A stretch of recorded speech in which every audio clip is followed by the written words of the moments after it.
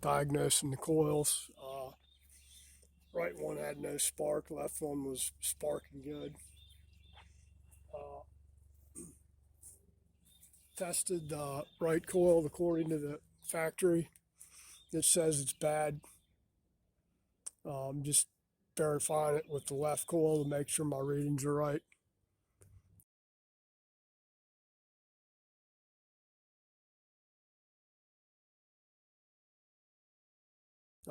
Right one, I had no resistance between primary and secondary lead for the coil, which could be the cap or tanks only held down with these two little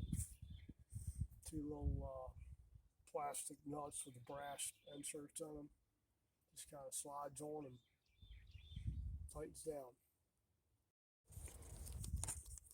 Okay, I'm rechecking this ignition coil here.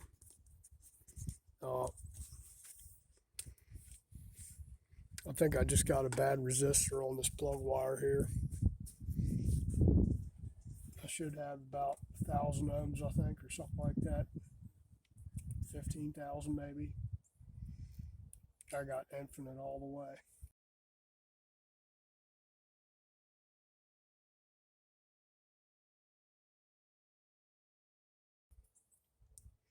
Which would lead me to the cap being bad.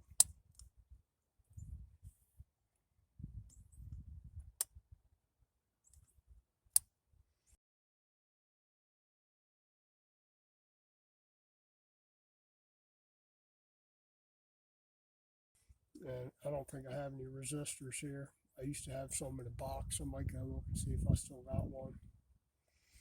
That way I can just snip this thing off of here. Slap a new cap on there. I know I got still probably got about 20 or 40 feet of damn copper spark plug wire. I bought a roll of it a long time ago when I had a shop.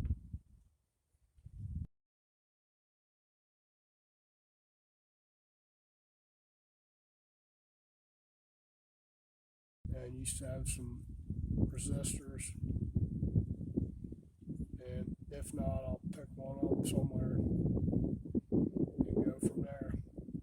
I think that coil is going to be fine. It's just that cap's bad here, which would make sense. I need a battery for my damn meter too. I think I left it on last time. I keep it in my little electrical bag here, along with test leads and strippers, crimpers, and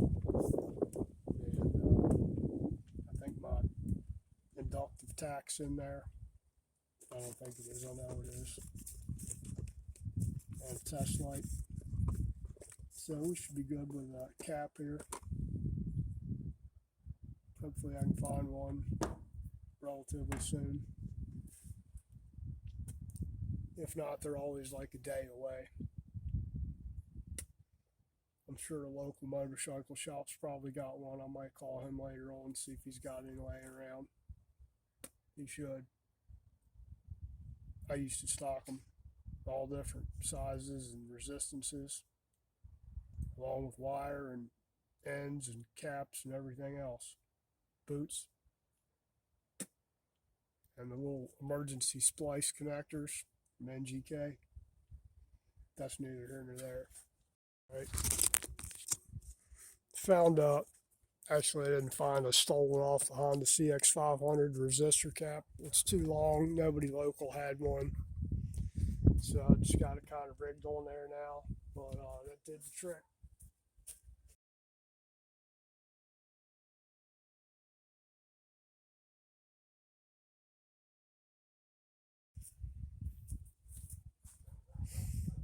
Idle's a hell of a lot smoother. Right cylinder head's getting hot.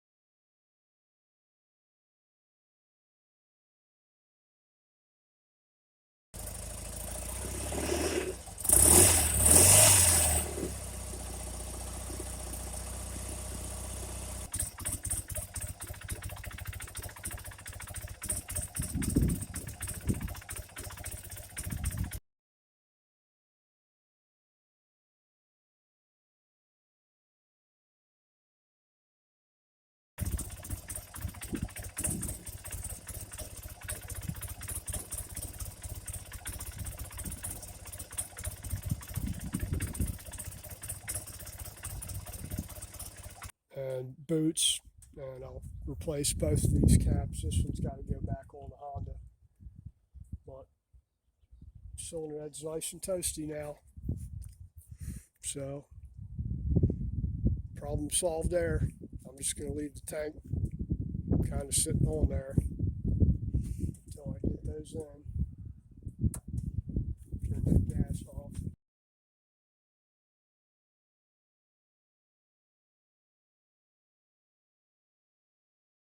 I'll be making use of that free oil change there on the filter and the oil the guy gave me now, because I don't know how long that thing's been off. Been dumping gas through that cylinder, washing the rings out. So we'll see. Supposedly it just started doing it this spring, but hell, it could have been doing it last year and he just didn't know. But you can't tell with that stuff. That's why you go through and do all your maintenance stuff right away, as soon as possible, because a lot of times people just don't know. And we'll do that. I can't leave this like that, so leave it there for now until I make the wires and get new resistor caps. The short ones, the short 90 degrees, it's supposed to be on there. Which this one here, that stock Beamer one, that thing's just burnt out. You know, resistors do go bad. I think at one time these things were replaceable. You could split this. These caps came where you could basically uncrimp them. They had like metal on them, and you could actually replace the resistor inside of it. But you know, for like $3 a piece, who the hell's doing that?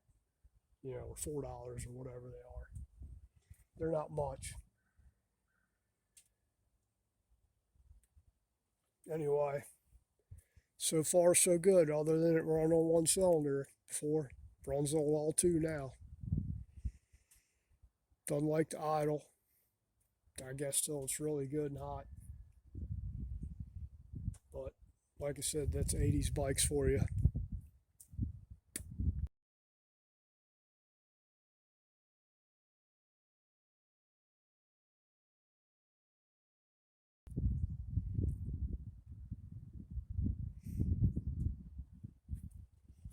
And I'll do idle drop on these carbs later after I sync them and get valves adjusted and everything all at once.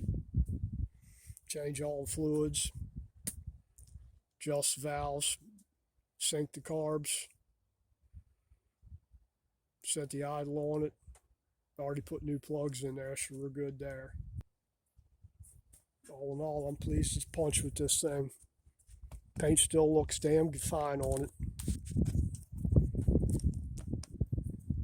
I don't know if you can tell in the video. Sometimes you can't tell from pictures until you see it up close.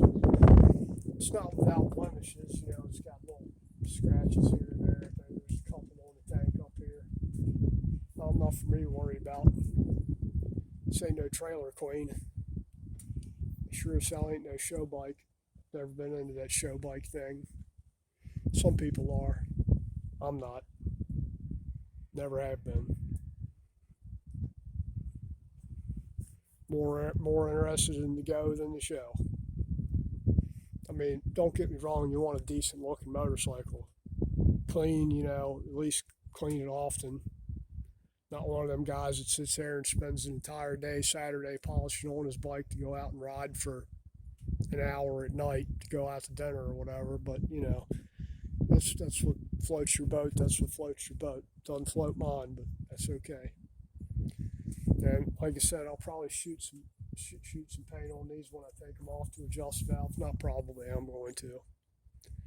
And highlight the edges here again on the outside and the fins over here. I have a process of doing that makes it look like they've been machined that way. Do it with a die grinder, but the way I do it, it actually looks like they're machined. And it doesn't take a long time to do. It's just in holding your mouth right and running the Dremel at the right speed, at the right quickness. You're not sitting there holding it in one spot. You kind of sit it on there and let the die grinder do the walking across the piece. controlled, because you don't want it dippy and wavy and all that. And done a lot of them, cylinders, heads, valve covers, whatever. Same process. Looks good.